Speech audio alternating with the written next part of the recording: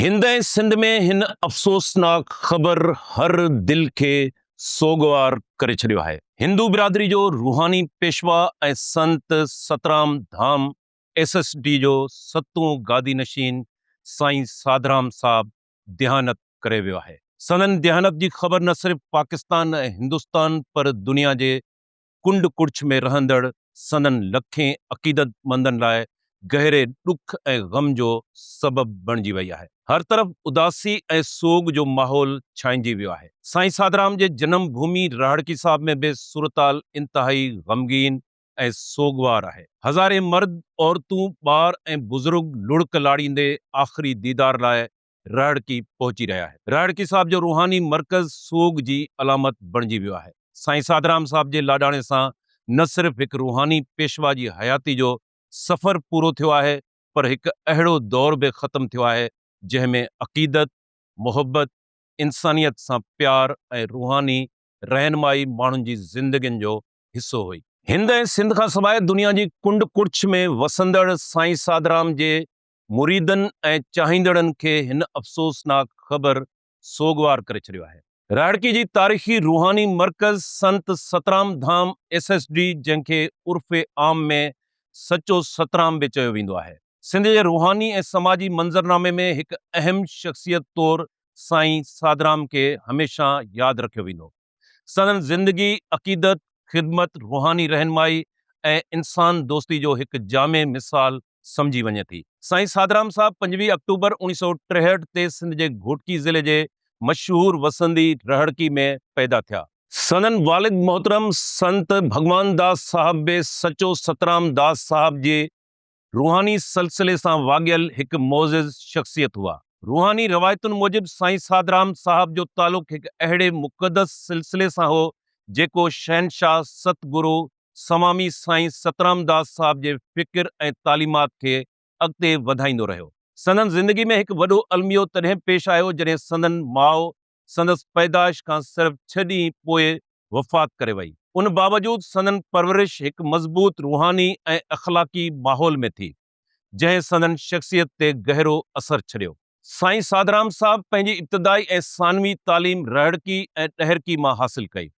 हू ज़हीन, मेहनती ऐं ज़िम्मेवार शागिर्द तौरु सुञातो वेंदो हो। इब्तिदाई ज़िंदगी में हुन हिकु आम पर मुनज़्ज़म ऐं बावकार ज़िंदगी गुज़ारी ऐं बाद में कारपोरेट शोबे सां बि लाॻापियल रहियो। संदन शख़्सियत में सादगी, अख़लाक ऐं अमली सोच नुमायां तौरु मौजूदु हुई। संदन ज़िंदगी में अहम मोड़ तॾहिं आयो जॾहिं रूहानी पेशवा संत साईं कन्हैयालाल साहब, जेको सचो सतराम धाम जा अहम रूहानी पेशवा हुआ, खेनि रूहानी ख़िदमत लाइ पाण वक़्फ़ करण जी हिदायत ॾिनी। साईं साधराम साहब इंतहाई आजिज़ी सां इहो रूहानी सॾु क़बूल कयो ऐं आहिस्ते आहिस्ते दुनियावी ज़िम्मेवारियुनि खां हटी मुकमल तौर ते रूहानी ख़िदमत ऐं अवामी भलाई ॾांहुं माइल थी विया। बाद में संत साईं कन्हैयालाल साहब जी देहानत खां पोइ साईं साधराम साहब खे सचो सतराम धाम जो गादी नशीन मुक़ररु कयो वियो, जिते हिन अक़ीदत, ख़िदमत ऐं इंसानियत जे मिशन खे अॻिते वधायो। रिपोर्टनि मूजिबि साईं साधराम साहब खे शहीद मोहतरमा बेनज़ीर भुट्टो जे पहिरें हुकूमती दौर में सब डिविज़नल मैजिस्ट्रेट SDM जी सरकारी नौकरी मिली हुई।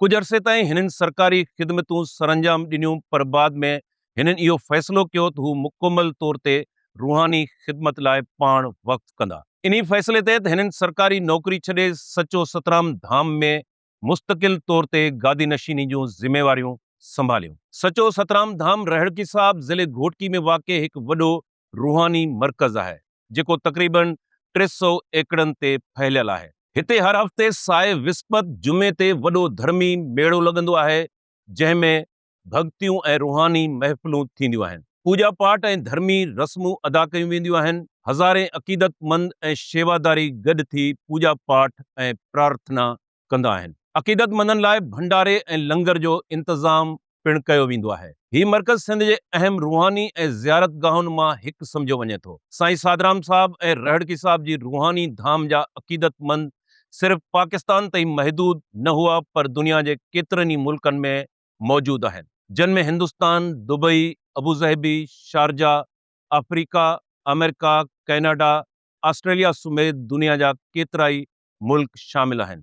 संदन मुरीदनि जो तादाद लखनि में ॿुधायो वञे थो, जेके खेनि रूहानी रहनुमा ऐं इंसानियत जो प्रचारक सम्झंदा हुआ। साईं साधराम साहब जो असर सिर्फ़ रूहानी दायरे ताईं महदूद न हो, पर समाजी ऐं सियासी सतह ते बि हिन जो वॾो असर नज़र ईंदो हो। चूंडुनि दौरान मुख़्तलिफ़ सियासी अॻुवाण ऐं पार्टियूं रहड़की साहब पहुची संदन आशीर्वाद हासिल कंदियूं हुयूं। पाकिस्तान ऐं हिंदुस्तान ॿिन्ही मुल्कनि जी सियासी हलकनि में संदन रूहानी हैसियत खे एहतराम सां ॾिठो वेंदो हो। मुल्क जूं केतिरियूं ई अहम सियासी शख़्सियतूं साईं साधराम साहब जे दर ते हाज़िरी ॾींदियूं रहियूं ऐं रूहानी तोड़े समाजी रहनुमाई हासिल कंदियूं रहियूं। पीपी चेयरमैन बिलावल भुट्टो ज़रदारी बि उन्हनि अहम सियासी अॻुवाणनि में शामिल रहियो जन राहड़की साहब जो दौरो करे साईं साधराम साहब सां मुलाक़ात कई ऐं संदन आशीर्वाद हासिल कयो। उनखां सवाइ मुल्क जे मुख़्तलिफ़ सियासी ऐं समाजी हलकनि सां तालुक़ रखंदड़ शख़्सियतूं पिणु वक़्त ब वक़्त रहड़की साहब पहुचंदियूं रहियूं। साईं साधराम साहब खे हिकु इंतहाई मिलनसार, नरम दिल ऐं इंसानियत सां प्यार कंदड़ भरपूर शख़्सियत तौरु यादि कयो वञे थो। साईं साधराम जे चाहींदड़नि साम्हूं हिन जूं केतिरियूं ई ख़सलतूं मशअले राह रहियूं। आजिज़ी ऐं सादगी, इंसान दोस्ती ऐं मोहब्बत, रूहानी बसीरत, माण्हुनि में उमीद पैदा करणु, हर कंहिं सां बराबरी वारो रवैयो। साईं साधराम साहब जी देहानत खां पोइ संदन मुरीदनि ऐं चाहींदड़नि में गहरो सोग छांइजी वियो आहे। सिंध, हिंद ऐं दुनिया जे मुख़्तलिफ़ मुल्कनि में लखे अक़ीदतमंद ग़म ऐं उदासी में मुब्तला आहिनि। संदन आख़िरी रस्मुनि खे अञा ताईं हतमी शिकिल न ॾिनी वई आहे, पर घणो इम्कान इहो आहे त अग्नि संस्कार ऐं ॿियूं धर्मी रस्मूं रहड़की साहब में अदा कयूं वेंदियूं, जिते हज़ारे लखे अक़ीदतमंद संदन आख़िरी दीदार लाइ गॾु थींदा।